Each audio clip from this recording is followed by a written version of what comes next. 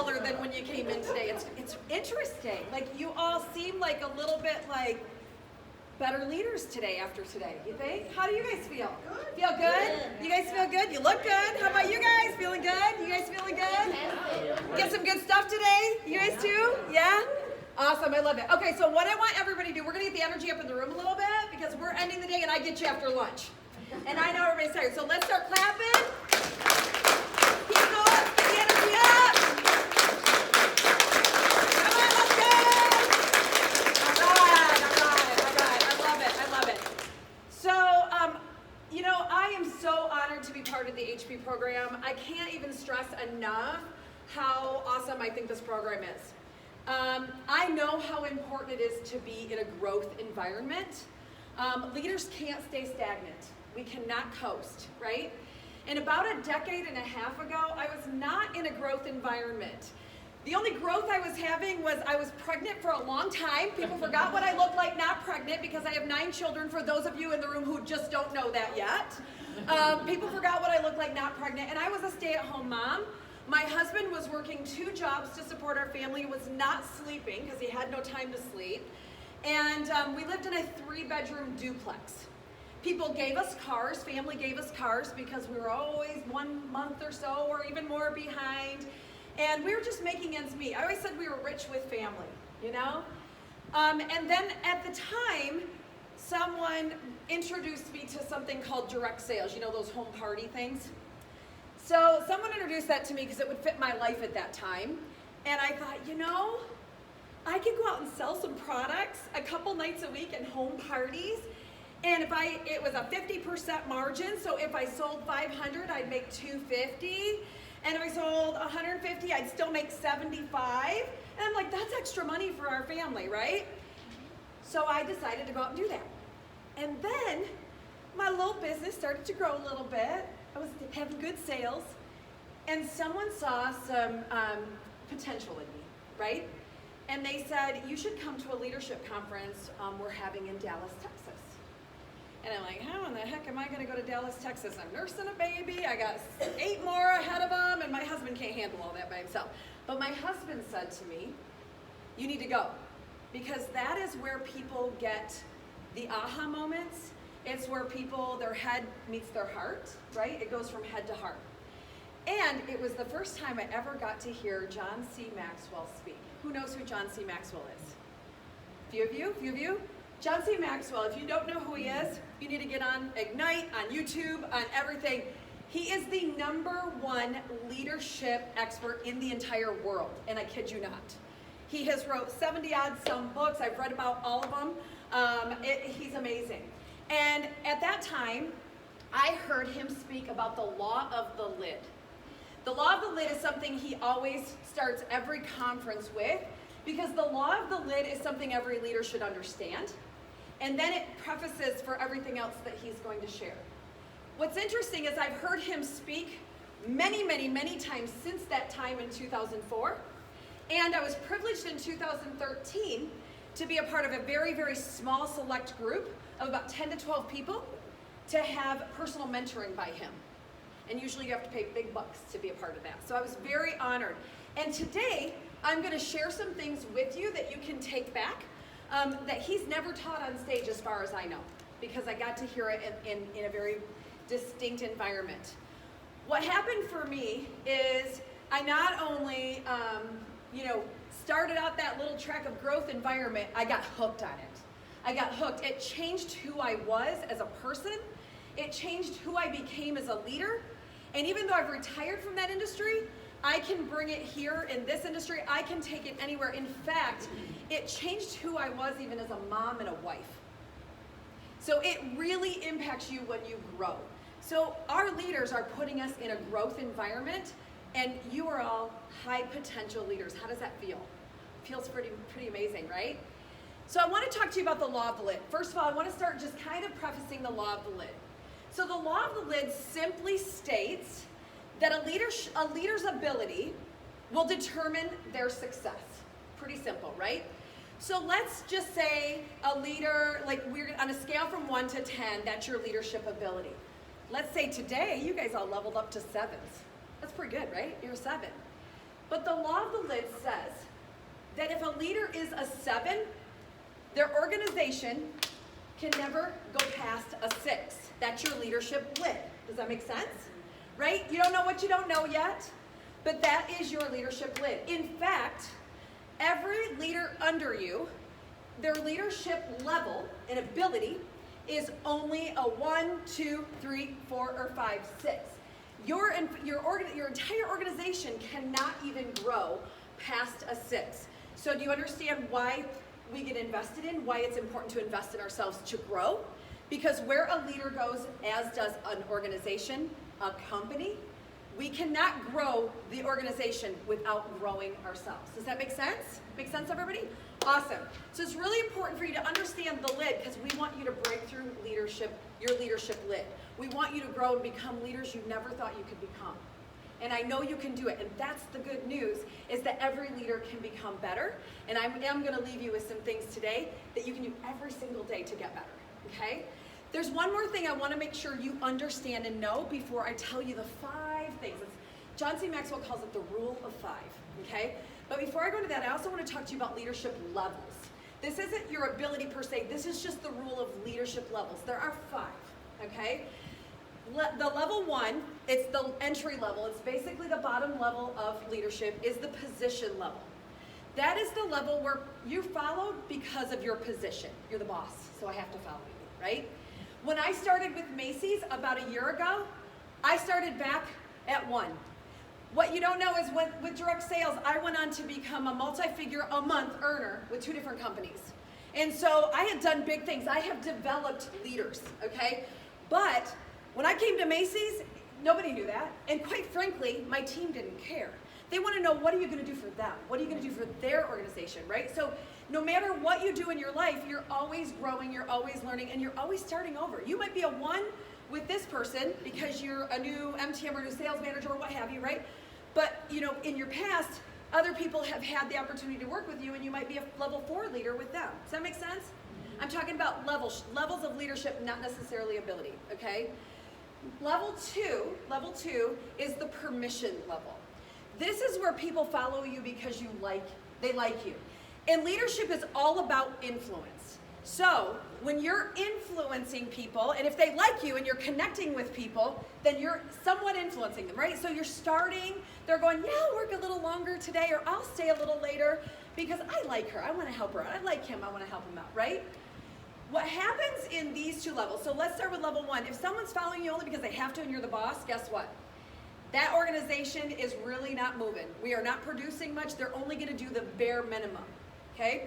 Level 2, they'll do a little bit more, but that leader still may need to grow because that leader may not have systems in place, right? We may be really good at connecting, but we're still learning as leaders, and we might not know how to do things to be able to teach our people. Does that make sense? Okay, then level 3 is where the majority of good leaders are at level 3. Level 3 is the production level. Level 3 is the level that says that people follow you because of what you do for the organization. So what happens is that you're leading from the front, you're like, come on with me, let's go do this, and right, you all know what I'm talking about with level 3, right? We've got systems in place, maybe we taught someone new, something that they could utilize, and we're producing results, right? That's level 3.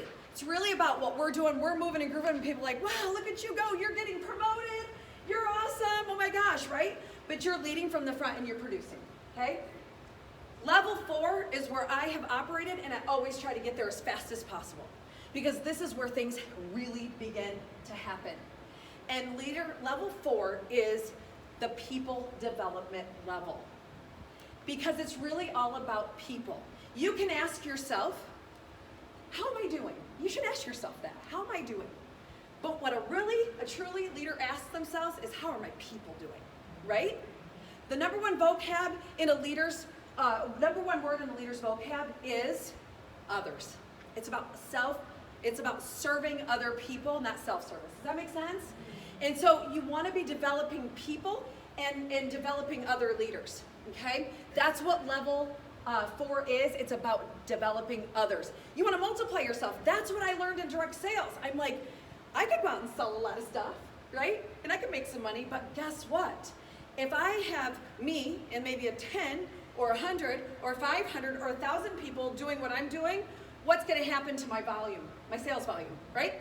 Not to mention, what if I could teach other people to become leaders and then they start multiplying themselves? Then what happens to an organization, right?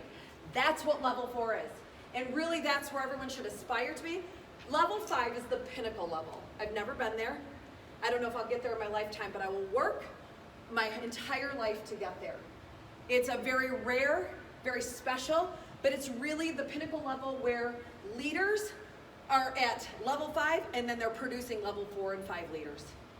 So it takes a lifetime to get there. So leadership is a journey, it's a lifelong learning. So, do you want to become a better leader?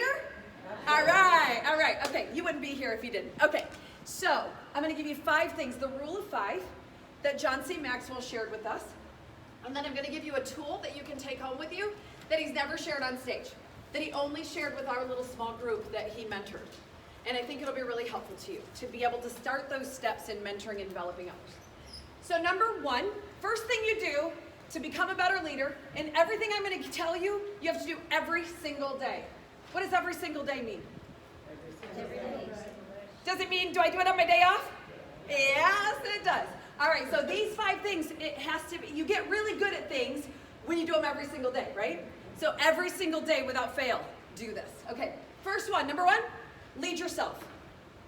It sounds so simple, yet how many times do we go, I'm just gonna slack off on this one, or I'm just gonna coast a little bit on this one, or that one, right? Lead yourself, lead by example. Lead in a way that you want, or that you admire in someone else. Lead the way you want other people to emulate. Lead yourself. If you want people to follow you, you got to lead yourself first. You can lead one before you can lead many. Okay? Lead yourself every single day. Be accountable to your time. Be accountable to everything. What you focus on gives you 80% return. So make sure you're focusing on the right things. Lead yourself first. Number 2, ready? Number 2, add value to people every single day. Add value to people every single day. What do I mean by that?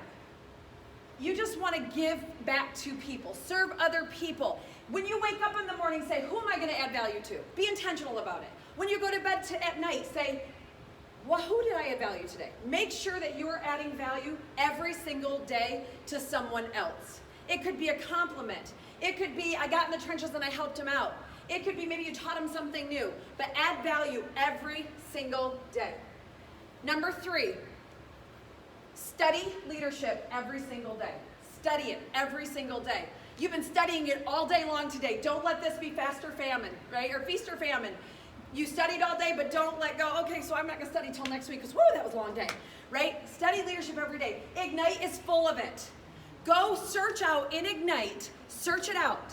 Search leadership and just anything that pops up with leader in it, read it, watch it, listen to it, doesn't matter. By the way, the 5 levels of leadership, the book is available on Ignite. If you want to get it, you can buy it, but there's a free PDF that will give you a little more overview of the 5 levels of leadership that I already told you about, okay? So you can dig into it and get to know it a little bit more. But Ignite is full of it. Get on there. If you're not on Ignite, podcasts, YouTube, while you're driving in the car, no matter what it is, here's one for you. Who is a leader that you admire in your life? Take them to lunch. You don't even have to eat. Buy them lunch and ask them questions. Find out all about how they tick, right? There's a form on everyone's table. It's turned over. Anyone may be peeking. It's called Developing My Team. You can use this for number 2 and the number 3, studying leadership. So when you're adding value to others, we all have mentees in the room. I challenge all of you to fill it out, take it to your VPSM, your people leader, whoever you report to, and then go through this with your mentees as well.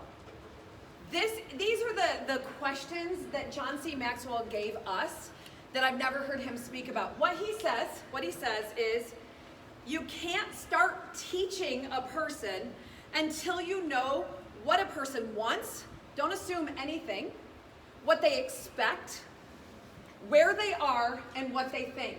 So the first steps of mentoring someone is getting to know them. But you can learn a lot about people, and I'm telling you, this is a lot of questions, and it's everything from motivation to gift to network to all sorts of things, but it's well-rounded, and these are questions that John C. Maxwell came up with. And these, you won't get through it in an hour or a couple, sessions. This will open up a lot of dialogue and really help you to know the people that you're in front of. Not only the people you're mentoring, but also, like I said, the leader you take out to lunch, have them fill it out. Ask them these questions, because you'll learn a lot about someone. You'll learn about what really makes someone tick, right? And that the more you know, the better you can lead. All right, ready?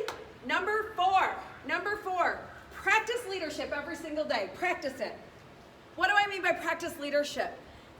You're going to try things, you're going to learn and study leadership, and then you're going to go try it, and it's not going to work. And you're going to go, darn it.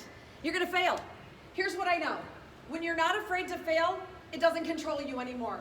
You're going to fail, but guess what? The way you add value to someone else is to teach not only from your successes, but teach from your failures as well. It makes you relatable.